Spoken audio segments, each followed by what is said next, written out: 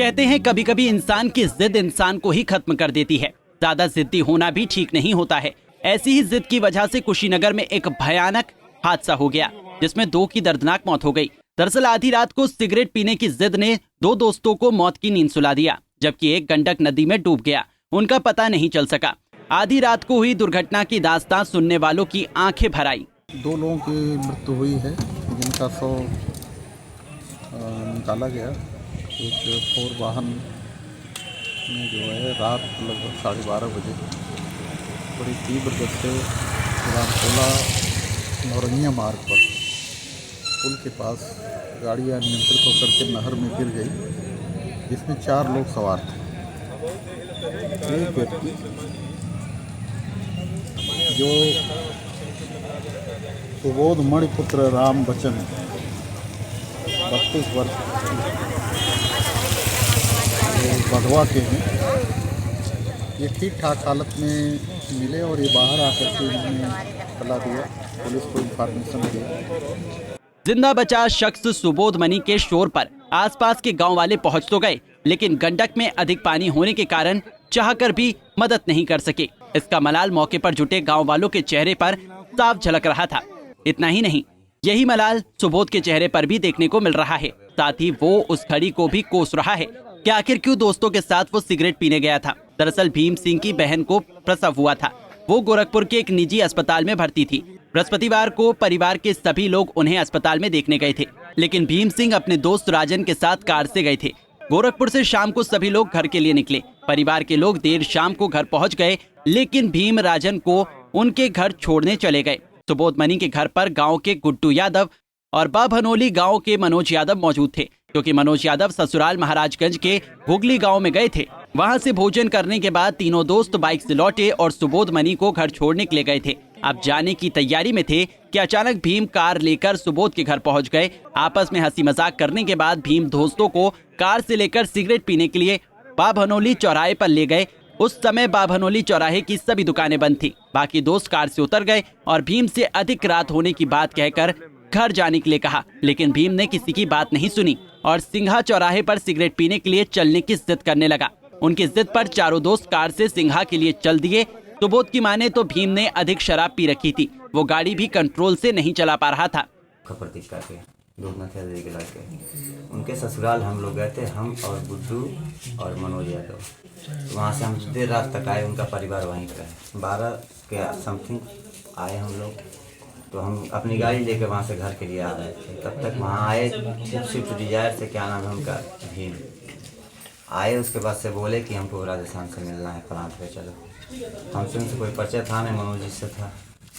मनोज जी से बात हुआ, काफ़ी देर तक बात हुआ। उसके बाद से वो गाड़ी में बैठे, बोले आप भाई चलो प्लांट की बात है, चलते हैं, घर के पास में। यहाँ पे नशे के धुत में थे। प्लांट पे लेके आए, लगे हारन मारे, कोई प्लांट से आया नहीं बाहर। उसके बाद से बोले कि चलो बखनोली सिगरेट पीने के लिए। सारे हम लोग मनाते रह गए, लेकिन वो माने नहीं, नशे के धुत में थे, पूरा नशे के हालत में थे। वहाँ गए वो बखनौली में 2-3 साहब लोग थे। कौन साहब लोग थे? पुलिस लोग थे, सादा वर्दी में थे। परवंश क्या नाम, हरजन के दुकान के पास। वहाँ पे उनसे जैसे गाड़ी काट रहे थे, तो कभी इधर कभी इधर, नशे पूरी हालत में थे। तो साहब रोके, बात हुआ। उसके बाद से उनसे 5-7 मिनट तक उनका जेजा हुआ।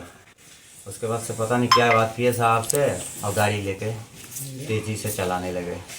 वही सुबोध ने आगे घटना के बारे में कहा कि घड़ी में 12 बजने को थे।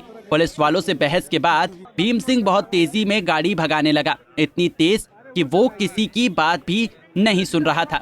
हॉर्न बजाते हुए बस कार चलाता जा रहा था। हम लोग पुल के पास पहुंचने ही वाले थे कि मनोज ने कहा कि धीमे चलो, पीछे से कोई नहीं आ रहा है, लेकिन वो नहीं माना। हादसे के बारे में बताते हुए सुबोध का गला भर आया। उसने कहा मिनट में नहीं सेकंडों में, बिल्कुल पलक झपकते ही जोरदार आवाज के साथ कार नहर में जा गिरी। मैं कुछ भी नहीं समझ पाया कि कैसे क्या हुआ, कब गाड़ी पुल से नीचे गिरी। बस जो कुछ सामने था वो तेजी से कार में भर रहा पानी था। आगे बैठे मनोज और भीम सिंह दिखाई ही नहीं दे रहे थे। साथ में बैठा गुड्डू दब चुका था। मैं सब कुछ देख रहा था। सुबोध ने कहा कि नहर का बहाव बहुत तेज था। मैंने किसी तरह कार का शीशा तोड़ा, कार से बाहर निकला। नहर का पानी ठंडा था, मुझे ठंड लगने लगी, मेरे शरीर में पानी जा घुसा। मैं नहर से बाहर निकला, फिर पास की बस्ती में जा पहुंचा। यहाँ मैंने जोर से बजाने की आवाज लगाई। एक मंदिर में गया, वहाँ पुजारी जी बैठे थे, उन्हें सब कुछ बताया। इसके बाद लोग भी आ गए जिन्होंने आग जलाई ताकि मेरी ठंड दूर हो सके। इसके बाद क्या हुआ नहीं पता। जब मैं होश में आया तो अस्पताल में था। तेज गाड़ी चलाए, वहाँ जाकर लास्ट में मोड़ नहीं सके और नशे के हालत में पूरा गाड़ी अंदर गिरा दिया। हम लोग 4 लोग थे। उसके बाद से पानी भरने लगा। पानी जब भरने लगा तो हम लोग का किसी का दिमाग काम नहीं कर रहा था, कोई क्या करे, पानी बहुत ज़्यादा था। उसके बाद से हमने क्या किया, लगा इधर उधर देखने कुछ बचाव का रास्ता। उसका शीशा टूटा था नीचे से, मैं नीचे से पूरा शरीर डाला और किसी तरह करके आधा निकला। तब तक पानी का बहाव इतना तेज था कि हम ऊपर आ गए। उसके बाद से वहाँ साइड में निकले और चढ़ नहीं पा रहे थे, जूता अपना वहीं निकाल के फेंक दिए। उसके बाद से उधर से निकल के आके इधर से एक कुर्सी पर वहीं बाबा रहते हैं, मैं उनके पास गया और चिल्ला के रोने लगा और बोलने लगा कि हमारे 3 आदमी मर जाएंगे, बचा लीजिए सर। सारे गांव वाले जुटे। उसके बाद से किसी का चेहरा सर हमको ध्यान से याद नहीं है, हमको कुछ दिखाई नहीं दे रहा था। गांव वाले लकड़ी का व्यवस्था किए, हमको इतना ठंडा लग रहा था, हम वहाँ बैठ कर आग सेक रहे थे। फिर साहब हो गए यहाँ से थाने होने से और हमको लेके यहाँ चले आए। मेरा हालत ख़राब था और हमको ले आके वहाँ भर्ती कराए ब्लॉक में। सर यही कहानी है मेरी। उसके बाद मुझे पूछे। बता दें कि मनोज और गुड्डू दिव्यांग थे। मनोज बाभनौली चौराहे पर सिलाई कर परिवार पालते थे। ससुराल में आयोजित कार्यक्रम में दोस्त गुड्डू और सुबोध मनी के साथ शामिल हुए। आते समय मनोज की पत्नी सीमा बोली कि आराम से जाइएगा और घर पहुंचकर फोन करिएगा। ससुराल से घर तक वो सुरक्षित पहुंच गए, लेकिन भीम की जिद ने दुनिया से अलविदा कर दिया। इनकी पत्नी सीमा और 3 साल का बेटा प्रतीक, 4 साल की बेटी राजनंदनी का रो रो कर बुरा हाल है। ये परिवार के इकलौते कमाऊ सदस्य थे। गुड्डू यादव भी एक पैर से दिव्यांग थे। इनकी 9 वर्ष की बेटी अंकिता, 3 वर्ष की बेटी लाडली और 6 वर्ष का बेटा जय है। इस घटना के बाद पिता का साया बच्चों के सर से उठ गया।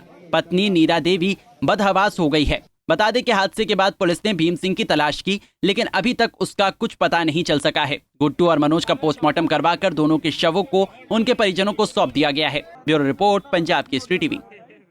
हमसे जुड़े रहने के लिए हमारे YouTube चैनल को सब्सक्राइब करें और नई वीडियो की नोटिफिकेशन के लिए बेल आइकॉन को दबाएं। अगर आप ये वीडियो Facebook पर देख रहे हैं तो लाइक जरूर करें और ज्यादा से ज्यादा शेयर करें। धन्यवाद।